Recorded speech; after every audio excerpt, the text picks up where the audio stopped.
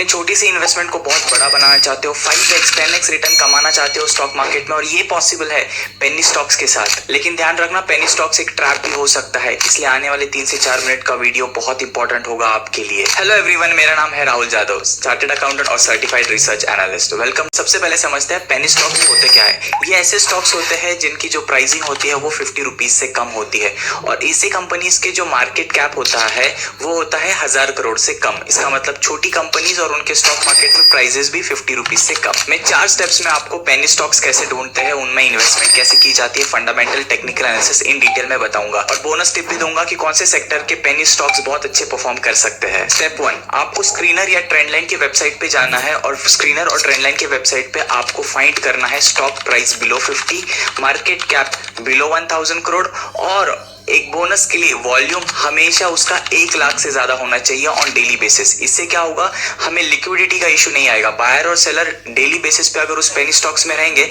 तो बाय करते वक्त और सेल करते वक्त हमें दिक्कत नहीं होगी। ये तो हो गया पेनी स्टॉक्स को कैसे ढूंढे। अब आते हैं सेकेंड स्टेप, जो कि फंडामेंटल एनालिसिस। पेनी स्टॉक के फंडामेंटल एनालिसिस के 3 बेसिक रूल याद रखना। पहला है प्रॉफिट, दूसरा है प्रमोटर होल्डिंग, और तीसरा है ग्रोथ। ग्रोथ से शुरू करते हैं। पिछले 2 से 3 साल का ग्रोथ बहुत कंसिस्टेंट होना चाहिए।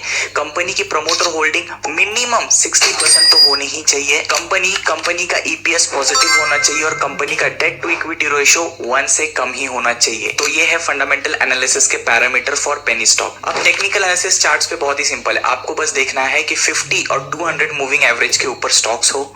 सेकेंड पैरामीटर आपको देखना है स्टॉक का वॉल्यूम इंक्रीज हो रहा हो। थर्ड पैरामीटर में आपको देखना है आरएसआई के थ्रू, या फिर वो ओवरबॉट और ओवरसोल्ड जोन में ना हो। थर्ड पैरामीटर आपको आरएसआई के थ्रू देखना है। 50 से ऊपर अगर आरएसआई निकलने लग जाए, इसका मतलब कंपनी स्ट्रेंथ पकड़ रही है। फोर्थ स्टेप और आखिरी स्टेप, वो देखना है उस इंडस्ट्री के बारे में। देखो मार्केट सेंटीमेंट, ग्लोबल लेवल की न्यूज और इंडियन लेवल की news. Indian stock market NSC और बीएससी का सेंसेक्स, अगर निफ्टी और सेंसेक्स दोनों भी बुलिश है, तो आप अगर पेनी स्टॉक्स में इन्वेस्टमेंट करते हो तो आपके इन्वेस्टमेंट के ग्रो होने के चांसेस बहुत ज्यादा बढ़ जाएंगे। और एक चीज का ध्यान रखना, वो है रिस्क मैनेजमेंट। पेनी स्टॉक्स में इतना कैपिटल मत इन्फ्यूज कर देना कि जितना आपका सेविंग हो। आपको पेनी स्टॉक में अगर आपके एंटायर आपने सोच रखा है कि 1 लाख का आपको इन्वेस्टमेंट करना है, तो उसमें से मैक्सिमम 20% ही आप पेनी स्टॉक्स में इन्वेस्ट करना। चलो आप देखो बोनस टिप। ये 4 सेक्टर के पेनी स्टॉक्स बहुत अच्छे इंक्रीज हो सकते हैं। पहला सेक्टर है ईवी सेक्टर और renewable energy sector, defence sector और एरोस्पेस सेक्टर, फार्मा सेक्टर और हेल्थ केयर सेक्टर, उसी के साथ आईटी और एआई का सेक्टर। तो ये था entire analysis of how to find penny stocks. अगर ये वीडियो आपको पसंद आया हो तो वीडियो को जरूर से लाइक कर देना, और आपकी फीडबैक देना हमारे इंप्रूवमेंट के लिए। मिनी डायमंड 900% का रिटर्न, रॉयल इंडिया 600% रिटर्न, तीसरी ज्वेलर 450% रिटर्न। ये है डायमंड और ज्वेलरी सेक्टर का रिटर्न बस 1 साल का। क्या आपने ये मिस कर दिया? कोई बात नहीं, इसी वीडियो में जानते हैं डायमंड और ज्वेलरी सेक्टर की ग्रोथ और 2025 के इन्वेस्टिंग के लिए स्टॉक्स। सो हेलो एवरीवन, मेरा नाम है राहुल जादव, चार्टर्ड अकाउंटेंट और certified research. Official show share market update. देखो हम सब जानते हैं कि इंडिया एक ट्रेडिशनल कंट्री है। शादी और फेस्टिवल्स में इंपॉर्टेंस किसका है? ज्वेलरी और डायमंड। इसलिए इंडिया एक बहुत ही बड़ा मार्केट है इस सेक्टर का, और मैं ये 4 एडवांटेज आपको बताऊंगा डायमंड और ज्वेलरी सेक्टर के, और उसके बाद हम स्टॉक्स की बात करते हैं। चारों एडवांटेज है। पहला है ग्रोइंग डिमांड, दूसरा है इंक्रीजिंग इन्वेस्टमेंट, तीसरा है पॉलिसी सपोर्ट, और फोर्थ है अट्रैक्टिव अपॉर्चुनिटी। चलो अभी एक एक को समझते हैं। 2023 में हमारा जेम्स और ज्वेलरी मार्केट था 43.71 बिलियन डॉलर, और ये ग्रोथ होने वाला है 2030 तक 133.96 बिलियन डॉलर का। इसका मतलब एनुअल ग्रोथ है तकरीबन 17.35% की। 2022 में इंडिया का रैंक पहला था किसमें? कट्स एंड पॉलिश डायमंड्स में, और सेकंड था गोल्ड ज्वेलरी में और सिल्वर ज्वेलरीज में। अब आ जाते हैं दूसरे फैक्टर पे, जो कि है इंक्रीजिंग इन्वेस्टमेंट्स। मलाबार ग्रुप ने अनाउंस किया था 2023 में कि वो 1000 करोड़ तक इन्वेस्टमेंट कर देंगे 2025 तक। और सबसे अच्छी बात है कि एफडीआई का इन्फ्लो हो रहा है। 1200 मिलियन डॉलर का इन्फ्लो हो चुका है 2000 से लेकर 2024 के बीच में। अब आ जाते हैं थर्ड फैक्टर, जो कि है पॉलिसी सपोर्ट। गवर्नमेंट ने 100% एफडीआई अलाउड कर दिया under automatic route in this sector. इसी सेक्टर को एईओ स्टेटस मिल चुका है, जिससे अभी एक्सपोर्ट और इंपोर्ट करने में बहुत ही आसानी हो जाएगी, और प्लस 50% बैंक गारंटी लो कर दी है, जिससे जो भी कंपनीज एक्सपोर्ट कर रही है या फिर इंपोर्ट कर रही है उनको बहुत ज्यादा हेल्प होगी और उनका लिक्विड पैसा उनके पास रहेगा। अब आते हैं फोर्थ फैक्टर पे जो है अट्रैक्टिव अपॉर्चुनिटीज। अब हम इसमें तो एकदम क्लियर कट टारगेट लेके चल सकते हैं 2030 का, जो कि 133 बिलियन डॉलर की इंडस्ट्री हो जाएगी सिर्फ इंडिया में। तो जो भी इस सेक्टर के स्टॉक्स है हमें उस पर ध्यान देना पड़ेगा फंडामेंटली और टेक्निकली।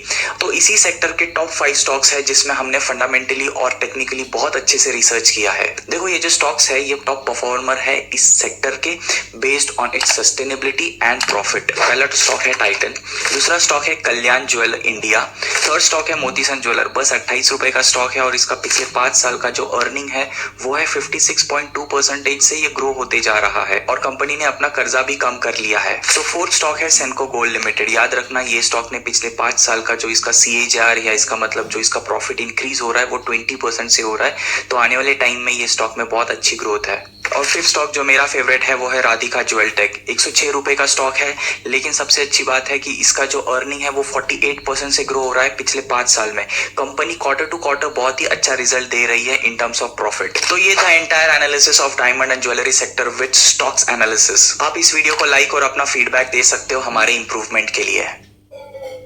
क्या आपको पता है इंडिया डिफेंस सेक्टर में पूरे दुनिया का पावर हाउस बनने वाला है? तो क्या ये सही समय है डिफेंस सेक्टर के स्टॉक्स में पैसा इन्वेस्ट करने का? और वीडियो एंड तक जरूर देखना, मैं 4 स्टॉक ऐसे शेयर करने वाला हूँ जो इसी सेक्टर को डोमिनेट करते हैं। सो हेलो एवरीवन, मेरा नाम है राहुल जाधव, चार्टर्ड अकाउंटेंट और certified research analyst. Welcome to Seekho official show share market update. देखो ग्लोबल लेवल पे जियो पॉलिटिकल टेंशन बढ़ते जा रहा है और इंडिया को ये चीज समझ गई है कि हमारा जो डिफेंस सेक्टर है इसका प्रोडक्शन हमें खुद करना पड़ेगा, प्लस पूरे दुनिया में एक्सपोर्ट भी करना पड़ेगा जिससे हमारा पूरा इकोनॉमी बढ़ सके।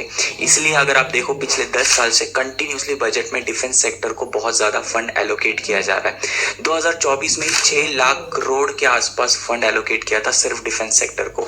तो आने वाले टाइम में इसी डिफेंस सेक्टर में हमारे लिए बहुत बड़ी अपॉर्चुनिटी है, क्योंकि ये जो सेक्टर है ये बहुत बिलियन डॉलर की इंडस्ट्री बनने वाला है इंडिया में। तो इंडियन डिफेंस सेक्टर के ये 4 फैक्टर है जो इस ग्रोथ स्टोरी को आने वाले टाइम में लेके जाएंगे। पहला फैक्टर है गवर्नमेंट पॉलिसी। देखो मेक इन इंडिया इनिशिएटिव की वजह से डिफेंस एक्विजिशन पॉलिसी को पुश करने के लिए हम डोमेस्टिक प्रोडक्शन बढ़ा रहे हैं। 68% का डिफेंस प्रोक्योरमेंट हमारा 2024 में रनिंग में ही है। सेकंड फैक्टर आता है राइजिंग एक्सपोर्ट्स। इंडिया 85 कंट्रीज को एक्सपोर्ट कर रहा है और ये एक्सपोर्ट पिछले 5 साल में 200 गुना बढ़ चुका है। इससे यही पता चलता है कि इंडिया की ग्रोथ स्टोरी ऑलरेडी स्टार्ट हो चुकी है और हमारा गोल है $5 बिलियन बाय 2025। थर्ड फैक्टर है जियोपॉलिटिकल टेंशन। इंडिया अपनी स्ट्रेंथ बढ़ाते जा रहा है डिफेंस सेक्टर में, क्योंकि चाइना, रशिया और US और यूरोप ये 4 बहुत ही बड़े फैक्टर है और इनके बीच में अगर पॉलिटिकल टेंशन बढ़ते रहेगा तो इंडिया को डायरेक्टली बेनिफिट होगा एक्सपोर्ट करने में डिफेंस को। फोर्थ फैक्टर है प्राइवेट सेक्टर। आप देख सकते हो कि गवर्नमेंट ने इनिशिएटिव रखे हैं DRDO के साथ, जिसमें प्राइवेट सेक्टर को बहुत इंक्लूजन दिया है।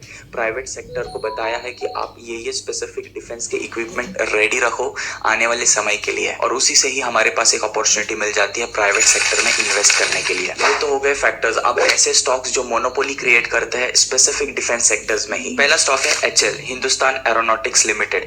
ये बहुत ज्यादा फेमस हुआ था अपने फाइटर जेट तेजस के लिए और ये अपने सेक्टर का लीडर है क्योंकि इसके पास कंसिस्टेंट ग्रोथ है और एक्सपोर्ट की बहुत ही अच्छी ऑर्डर बुक है। सेकंड स्टॉक है बेल, भारत इलेक्ट्रॉनिक लिमिटेड। देखो इसका स्पेशलाइजेशन है डिफेंस के इलेक्ट्रॉनिक्स में और डिफेंस की इलेक्ट्रॉनिक्स की इसके पास बहुत ही दमदार ऑर्डर बुक है और ये अपने आप को डाइवर्सिफाई भी कर चुका है EV सेक्टर में, चार्जिंग स्टेशंस में।